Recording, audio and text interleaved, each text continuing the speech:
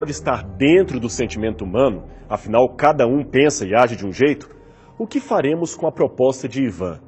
Aceitamos que sem Deus nada é proibido ou negamos esse princípio? Antes que os ateus se ofendam com a ideia de que estamos dizendo que só crentes conseguem ser morais, como já dissemos anteriormente, não se trata disto. Dostoiévski não estava falando de indivíduos, mas de princípios coletivos aplicados a indivíduos, ou seja, princípios justificadores. Eu vou explicar isso melhor para você. Um ateu pode até ter comportamentos morais elogiáveis, mas de onde ele tira tal princípio? Em que ele se baseia para dizer que tal atitude é boa ou má, correta ou incorreta? Esta é a questão. Mesmo que alguns tenham dificuldade em admitir, um dos maiores dramas do ateísmo é precisamente encontrar justificativas não circunstanciais, mas realmente universais, que permitam seguramente dizer que algo é realmente certo ou realmente errado. Por exemplo, considerando que Deus não existe, que argumento moral podemos usar para sentenciar à cadeia um ladrão, um estuprador ou um assassino? Dostoiévski tratará disto noutra obra intitulada Crime e Castigo. Quem, afinal de contas, determinou que tal e tal coisa constituem um crime ou uma imoralidade? Quem constituiu isso? A razão humana? Qual das razões humanas? Veja, existe a razão do bandido e também a razão do mocinho. Temos a razão de Hitler e temos a razão de Gandhi. Ambas são razões humanas. E qual delas deverá ser o padrão moral da humanidade?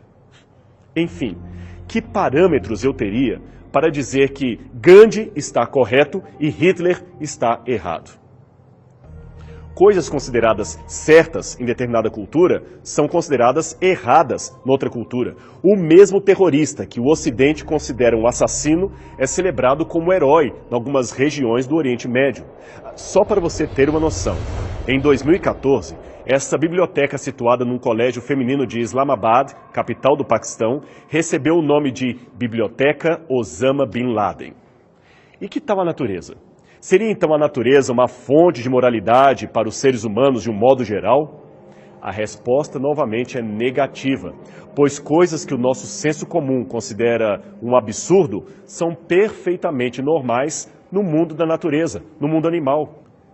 Algumas fêmeas de aranhas e insetos, por exemplo, matam o macho logo depois da cópula e determinados grupos de pinguins empurram os companheiros mais fracos geleira abaixo apenas para servirem de isca e distraírem os predadores. Antes de prosseguir, é bom que se diga que não estamos aqui discutindo leis religiosas, sejam elas provenientes da Bíblia, do Alcorão ou do Bhagavad Gita. Admitimos, por exemplo, que existem leis bíblicas que eram circunstanciais, localizadas e não podem servir de parâmetro para nós que vivemos hoje em dia. O nosso ponto aqui é muito específico. Veja bem, é possível falar genuinamente de moralidade não convencional, caso neguemos a existência de Deus? Até agora, a resposta parece ser um notório não. Perceba, pelas regras da evolução das espécies, baseada especialmente na competição e na sobrevivência do mais apto, o engano, o abandono de doentes e idosos e o egoísmo não poderiam ser considerados imorais, pois seriam apenas o comportamento natural das leis da sobrevivência. Que vença o melhor, que vença o mais apto. É isto que está na teoria da evolução. Quando um ateu age conforme a sua consciência, praticando o chamado bem, ele deve admitir que, na ausência de Deus, ele está apenas praticando um bem circunstancial, e não algo que possa, em essência, e não apenas em circunstância, ser chamado de bom, de certo, de elogiável. Tudo é relativo, tudo é questionável. Agora preste atenção no que eu vou compartilhar com você. Veja o que um certo militante do ateísmo escreveu na internet. Tudo é de fato permitido? Penso que não. A liberdade de matar pessoas acaba no direito que estas têm de continuar vivas. Numa perspectiva egoísta, isso pode parecer não fazer sentido, mas basta pensarmos em uma perspectiva mais ampla. Se todos matassem à vontade, as chances de sermos mortos aumentariam. Em última instância, não matar é a melhor maneira de não sermos mortos. As nossas limitações morais são reflexos da sociedade em que vivemos. Para os religiosos, a única fonte de moralidade vem de suas religiões. A educação permite que tenhamos contato com melhores explicações para diversas questões que a religião não responde satisfatoriamente, ao mesmo tempo que nos permite encontrar maneiras menos violentas de resolver conflitos que poderiam terminar criminosamente. Você prestou atenção? Vamos então agora com calma analisar passo a passo a argumentação do internauta ateu.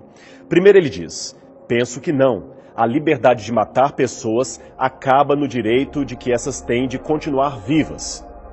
Mas deixe-me questionar, quem deu esse direito à vida? Sobre que autoridade ele se baseia? Lembre-se, a nossa tese é de que se não há Deus, todas as respostas são circunstanciais, nenhuma é realmente inequívoca. Penso que muitos ateus responderiam bem, quem dá o direito à vida é o Estado, a Constituição. Ora, se o Estado é quem dá direito à vida, o Estado também possui o direito de tirar a vida. Sendo assim, ninguém pode condenar um ditador como Saddam Hussein ou Bashar al-Assad por tirarem a vida de rebeldes. Afinal, naquele contexto específico, naqueles países específicos, eles eram o Estado. Portanto, dizer que é o Estado que nos dá o direito à vida, esse direito não é universal, é apenas circunstancial e questionável. Continuando a argumentação, ele também diz: se todos matassem à vontade, as chances de sermos mortos aumentariam.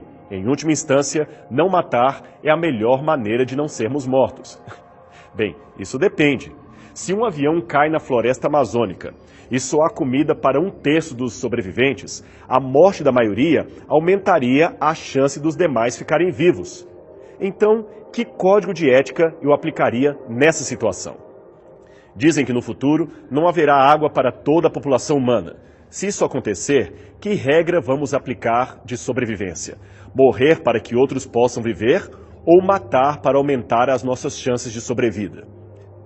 Você percebeu? Neste esquema que ele propõe, não há espaço para o altruísmo. Eu sei que os ateus têm sentimentos, eu tenho conhecido os ateus que são altruístas. Não é disto que estamos falando, e sim do fato de que, sem Deus, esses sentimentos são mera circunstância, não valem para todas as instâncias. Veja novamente a lógica do internauta. Evitamos matar porque isto aumenta a nossa chance de sobreviver. E se não aumentar, então eu estou livre para matar?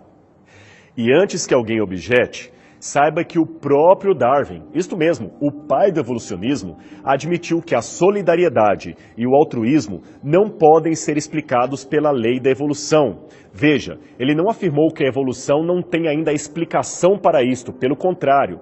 Essas leis evolutivas chocam-se com os princípios morais do altruísmo. Afinal de contas, a regra da evolução é sobreviver e não ajudar. Os genes não têm como explicar, justificar a moralidade. Pelo contrário, podem até ser um contraposto a ela. Continuando, as nossas limitações morais são reflexos da sociedade em que vivemos. Para os religiosos, a única fonte de moralidade vem de suas religiões. De fato, ele aqui admitiu o óbvio. A moral do ateu vem da sociedade em que ele vive. Só faltou dizer qual é esta sociedade, pois afinal de contas, existem várias sociedades. Logo, não tem como ele inquestionavelmente definir qual moralidade social seria a correta e qual seria a errada. Ademais, se ele tiver um comportamento de incesto ou estupro porque vive numa sociedade que tolera, permite ou até sanciona aquilo, ninguém poderia dizer que ele estaria de fato errado. Ele agiria como a moralidade da sua sociedade. Ele também comete um erro ao dizer que religiosos veem apenas a religião como fonte da sua moralidade. Isto não é verdade. Existem muitas regras de moralidade que vêm da Constituição do país e, segundo a Bíblia, isto mesmo, segundo a Bíblia, devemos respeitar essas regras, a menos, é claro, que elas se choquem com as regras de Deus, pois a regra de Deus é eterna, é universal. Já a moral humana, ainda que eficiente e circunstancial, é localizada. Bem, vamos ao último ponto da sua argumentação. A educação permite que tenhamos contato com melhores explicações para as diversas questões que a religião não responde satisfatoriamente, ao mesmo tempo que nos permite encontrar maneiras menos violentas de resolver conflitos que poderiam terminar criminosamente. Ora, é claro que a educação exerce um papel importantíssimo na sociedade, mas, se isso fosse tudo, não teríamos jovens universitários praticando quebradeiras em protestos violentos, nem trotes igualmente violentos praticados contra calouros em diversas universidades do país. Só para você ter uma noção, a maior parte da cúpula do nazismo, isto mesmo, do nazismo, era formada por intelectuais formados nas maiores universidades da Alemanha. Educação é importante, mas educação sozinha não é tudo, meu amigo.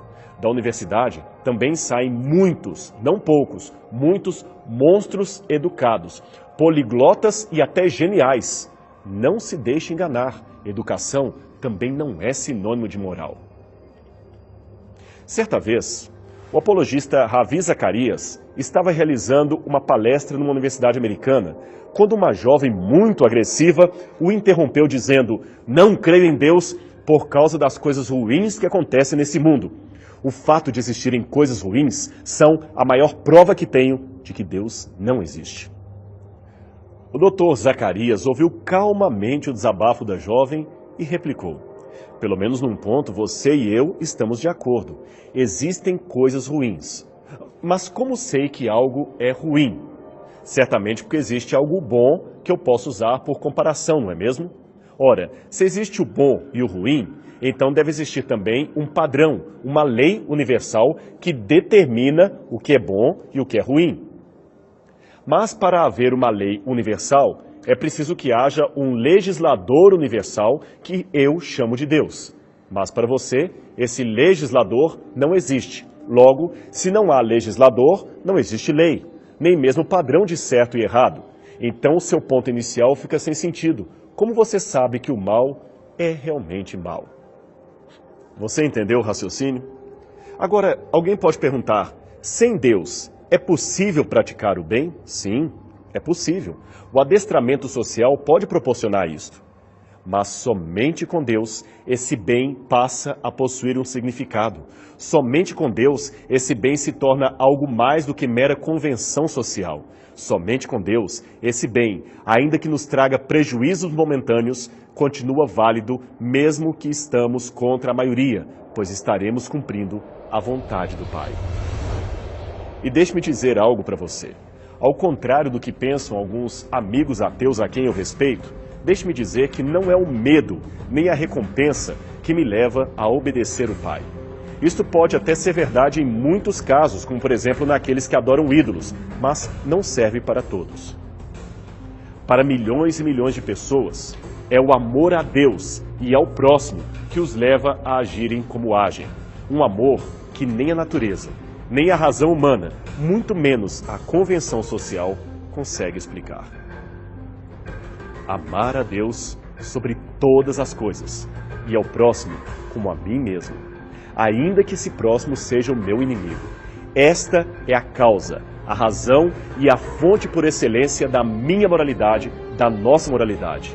Sem o amor de Deus, nenhuma justificativa ética seria um fator universal. Amar a Deus e ao semelhante, este é o princípio, o resto é comentário. O nosso programa vai ficando por aqui. A semana que vem não perca mais uma conversa sobre Deus aqui na TV Novo Tempo, o seu canal da esperança. Até lá!